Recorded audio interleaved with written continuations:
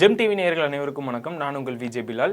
பாகிஸ்தான் சரி, அவங்கள எடுத்துக்கலாம். அவங்க இப்போ நிறைய நாடுகள் கூட சண்டை போட்டு, இந்த ஆப்கானிஸ்தான் இருக்கட்டும், அவங்க கூடயும் சரி, இல்லை நம்ம கூடயும் சரி, சின்ன சின்ன போர் சம்பந்தமான விஷயங்கள்லாம் நிறைய பண்ணிட்டு இருந்தாங்க. உங்க எல்லாத்துக்குமே ஒரு டவுட் இருந்திருக்கா? எனக்கு இந்த டவுட் இருந்திருக்கு. இப்போ நம்ம நாட்டில் ஏதாவது ஒரு போர் செய்கிறாங்க அப்படிங்கும்போது மக்களுடைய கருத்து அப்படின்னு ஒன்று வரும்ல. ஸோ அந்த மாதிரி பாகிஸ்தான் மக்கள் இதெல்லாம் ஏற்றுக்கிறாங்களா? இந்த மாதிரி போர் ஏன் மற்ற நாட்டு கூட சண்டை போட்டு இருக்கீங்க அப்படிங்கிறதெல்லாம் விரும்புகிறாங்களா அப்படிங்கிற ஒரு கொஸ்டின் இருந்திருக்கும்ல. நம்ம எல்லாரும் நினச்சிட்டு இருப்போம் பாகிஸ்தான் சொன்னாலே எல்லாருமே இந்தியாவை எதிர்க்கிறாங்க அப்படின்னு தான் நினச்சிட்டு இருக்கோம். இப்போ பாகிஸ்தானில் இருக்கக்கூடிய மக்கள் என்ன சொல்கிறாங்க தெரியுங்களா?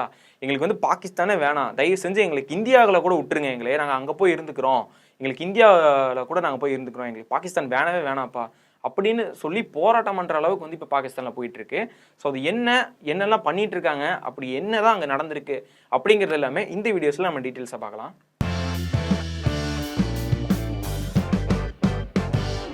கொஞ்ச நாளைக்கு முன்னாடி நம்ம சேனல்லே ஒரு வீடியோ ஒன்று போட்டிருப்போம். என்னன்னா, அங்கே இருக்கக்கூடிய அமெரிக்காவுடைய நிறுவனங்கள்லாம் இருக்குல்ல, அவங்க எல்லாரும் பாகிஸ்தானை விட்டு காலி பண்ணிட்டு அவங்க நாட்டுக்கே போகிற மாதிரி 2-3 வீடியோஸ்லாம் நம்ம போட்டிருப்போம். நீங்கள் இந்த விளம்பரத்தில் வரும்ல, பிஎன்ஜி அப்படின்னு சொல்லிட்டு ஒரு ப்ராடக்ட்லாம் இருக்கும்ல, ஷாம்புவாக இருக்கட்டும், நிறைய இந்த மாதிரி நமக்கு தினமும் யூஸ் பண்ணக்கூடிய பொருட்களாக இருக்கும்ல, இந்த சேவ் பண்ணுற ரேசராக இருக்கட்டும், இந்த மாதிரி விஷயங்கள்லாம் இருக்குல்ல, இதெல்லாமே பிஎன்ஜி அப்படின்னு சொல்லிட்டு ஒரு நிறுவனம் தான் தயாரிப்பாங்க. இந்த மாதிரிலாம் இருக்குது. இது எல்லாமே ஃபாரின் கம்பெனிஸ். இவங்க எல்லாரும் இப்போ ரீசெண்ட் டைமில் பாகிஸ்தானை விட்டு காலி பண்ணி போயிட்டாங்க.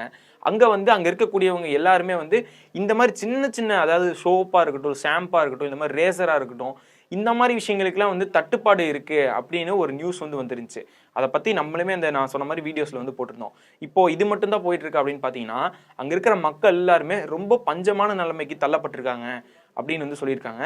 இதை பற்றி யார் சொல்லியிருக்காரு அப்படின்னு பார்த்தீங்கன்னா, பாகிஸ்தானை சேர்ந்த ஜேடிசி அறக்கட்டளையுடைய பொதுச் செயலாளர் சையது ஜப்பார் அப்பாஸ் இவர் தான் வெளியே சொல்லியிருக்காரு. அதுவும் இல்லாமல் இவர் ஒரு கோபத்தோடையே சொல்லியிருக்காரு அப்படின்னு சொல்லலாம்.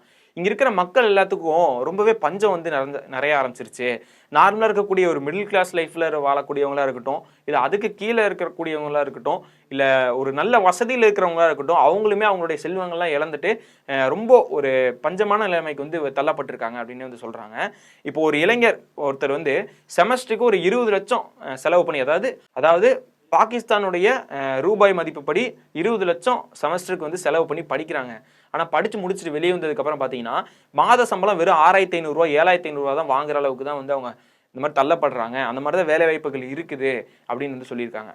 அது மட்டும் இல்லாமல் அங்கே ஒரு ரொம்ப வருஷமாக ஒரு படிக்கிற பையனாக இருக்கட்டும், யாராக இருந்தாலுமே அவங்க ஓட்டக்கூடிய வாகனங்களாக இருக்கட்டும், எதுக்குமே பெட்ரோல் போடக்கூடிய அளவுக்கு கூட காசு இல்லாத நிலைமைக்கு தள்ளப்பட்டிருக்காங்க. அந்த அளவுக்கு ஒரு சோகமான நிலைமை தான் பாகிஸ்தானில் போயிட்டு இருக்கு அப்படின்னு சொல்றாங்க. அது மட்டும் இல்லாமல் அங்கே இருக்கக்கூடிய மின் கட்டணங்களாக இருக்கட்டும், அரசுக்கு கொடுக்கக்கூடிய நிறைய கட்டணங்களாக இருக்கட்டும், இது எல்லாமே அதிகமாயிருச்சு. பொருள்கள் நார்மலாக நம்ம சாதாரணமாக வாங்கக்கூடிய பொருள்கள் எல்லாத்துடைய காசும் அதிகமாயிருச்சு. இது வாங்க முடியாமல் ரொம்ப தட்டுப்பாடு ஏற்பட்டு கிடக்குது பாகிஸ்தானில். மக்கள் எல்லாம் ரொம்ப அவதிப்பட்டு இருக்காங்க.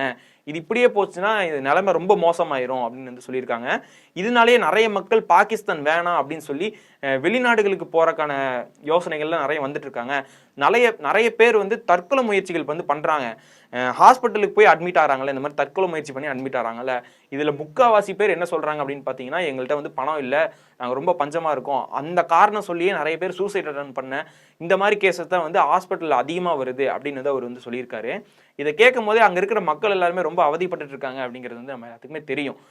அங்கே இருக்கிற என்னதான் நம்ம பாகிஸ்தானில் பாகிஸ்தான் இப்படி பண்ணுறாங்க அப்படி பண்ணுறாங்கன்னு சொல்லும் போதே டோட்டலாக எல்லா மக்களோட கருத்தும் இதுதான் அப்படிங்கிற மாதிரி நமக்கு கன்வே ஆயிரும். நார்மலாக சொல்லும் போதே ஏன் பாகிஸ்தானில் எல்லாரும் இப்படி இருக்காங்க அப்படிங்கிற மாதிரி தான் போகும்.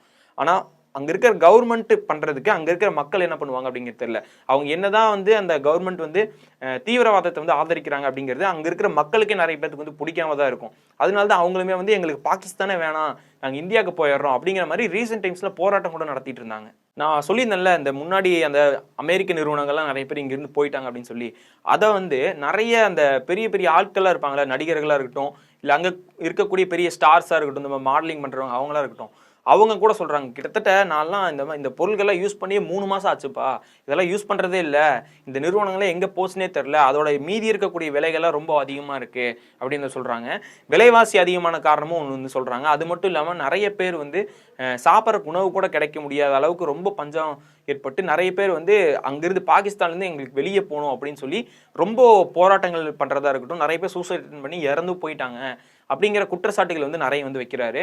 ஸோ இதை பற்றி நீங்கள் என்ன நினைக்கிறீங்க அப்படிங்கிறது எல்லாமே கீழே வந்து கமெண்ட்ஸை சொல்லுங்கள். என்னதான் பாகிஸ்தானை வந்து நம்ம வந்து ஒரு இது வேணாம்ப்பா, பாகிஸ்தான் எப்போவுமே இப்படி தான் பண்ணுவாங்க, ஒரு தீவிரவாதியை ஆதரிக்கிற ஒரு நாடு அப்படின்னு சொல்லி நம்ம பொதுவாக வந்து சொல்கிறோம். ஆனால் அங்கே இருக்கக்கூடிய மக்கள் வந்து நிறைய பேர் வந்து டிஃப்ரெண்ட்டாக யோசிக்கிறாங்க. என்னதான் அவங்க, அதாவது பாகிஸ்தான் கவர்மெண்ட்டுக்கு ஆதரவாக யாரும் இல்லை அதிகமாக. எல்லாருமே வந்து எங்களுக்கு பாகிஸ்தானில் வந்து ஒழுங்காக இருந்தால் போதும், நீங்கள் ஏன் எல்லாத்துக்கும் சண்டை போட்டே இருக்கீங்க அப்படிங்கிற மாதிரி கேள்வி வந்து அங்கே நிறைய பேர் வைக்க ஆரம்பிக்கிறாங்க. நம்மளுமே தேவையில்லாமல் இந்தியா போய் வேறு நாடுகள் கூட சண்டை போட்டே இருந்தால் நம்மளுமே உள்ள இருக்கக்கூடிய மக்களுமே வந்து கேள்வி கேட்போம். எதுக்கு நீங்கள் வந்து சண்டை போட்டே இருக்கீங்க, அமைதியாக இருங்க, இதனால் பாதிக்கப்படுறது நம்ம தான் அப்படின்னு சொல்லி நம்ம ஒரு கோரிக்கை வைப்போம். அதே மாதிரி தான் இப்போ வந்து அங்கே வச்சிருக்கிறாங்க. ஏன்னா நம்ம இந்தியா மாதிரியே அங்கேயுமே அதிக மக்கள் தொகை இருக்கக்கூடிய நாடு தான் வந்து பாகிஸ்தானுமே. அதான் அந்த நாட்டில் வந்து அவ்வளோ சின்ன நாடுக்கு அது வந்து அதிகமான மக்கள் தொகை இருக்கக்கூடிய நாடு தான். ஸோ அங்கே இருக்கிற மக்களுக்கு இவ்வளோ பெரிய ஒரு தட்டுப்பாடு வந்திருக்கு அப்படின்னு கேட்கும் போதே அங்கே வந்து ஒரு சோகமான விஷயமா தான் இருக்குது. நிறைய பேர் இதனாலேயே வந்து இறந்து போகிறாங்க அப்படிங்கிறது ஒரு மிகப்பெரிய கவலை தரக்கூடிய விஷயமா இருக்குது. இப்போ நம்ம இந்தியாவிலே பார்த்தீங்கன்னா நிறைய யங்ஸ்டர்ஸ்க்கு வந்து அதிகபட்ச சம்பளம் எவ்வளோ வாங்குவாங்க அப்படின்னு பார்த்தீங்கன்னா 12,000 15,000 இதுதான் வந்து மேக்ஸிமம் ஸ்டார்டிங் சம்பளம் அப்படின்னு வந்து இருக்குது.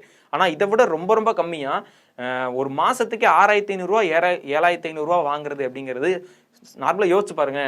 நம்ம இருக்கிற ஒரு இவ்வளோ, அதாவது ஒரு 12-15 வாங்குற இந்த இருக்கிற நம்ம யங்ஸ்டர்ஸே நிறைய பேர் வந்து பெட்ரோல் அடிக்கிறக்கே திணறுவாங்க.